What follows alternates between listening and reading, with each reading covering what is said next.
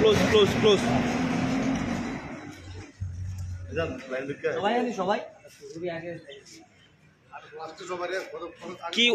কি উদ্দেশ্যে আজকে আপনারা এসি বসে আসলেন?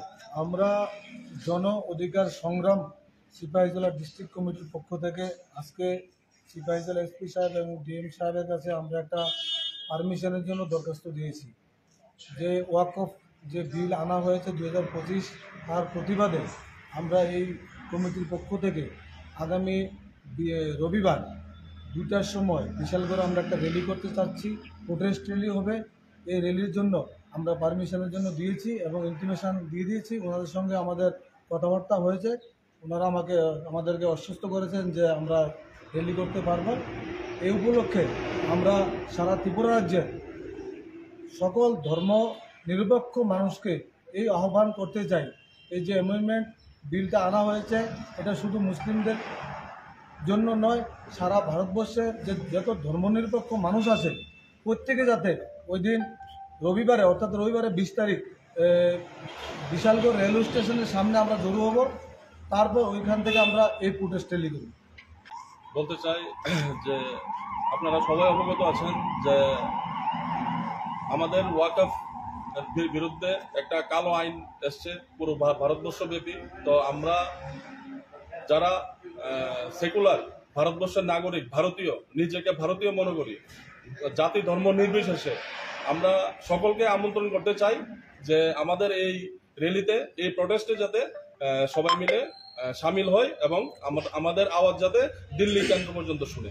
কেমন লোক হতে পারে আপনাদের এই সভায়? আমাদের এই সবাই আমাদের জানা মতে লোক 30,000 হবে, 30,000 হবে।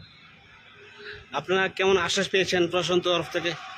প্রশাসন তরফ থেকে আমরা তো এসপি সাহেবের এখানে আমরা দিয়েছি আপনার অ্যাপ্লিকেশন, ডিএম এর কাছে দিয়েছি, আমরা বিশালগড় থানাতেও দেবো। প্রটেস্ট তো পুরো ভারতবর্ষ ব্যাপী হচ্ছে। এটা তো আপনার আমাদের গণতান্ত্রিক অধিকার, আমাদের প্রটেস্ট করা হলো আমাদের গণতান্ত্রিক অধিকার।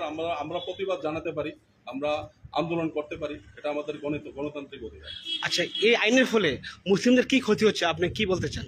আসলে মেইন কথা হলো, শুনুন, ভারতবর্ষে আপনার বড় বড় 32টা ট্রাস্ট আছে। তো এখানে শুধু ওয়াকফের মধ্যেই আক্রমণ কেন?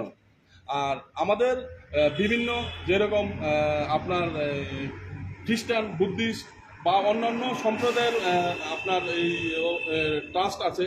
তো বিভিন্ন সম্প্রদায়ের আপনার এই ট্রাস্টের মধ্যে যদি অন্য সম্প্রদায়ের লোক আপনার না থাকে, তাহলে শুধু আমাদের ওয়াকফের মধ্যে কেন অন্য সম্প্রদায়ের লোক থাকবে?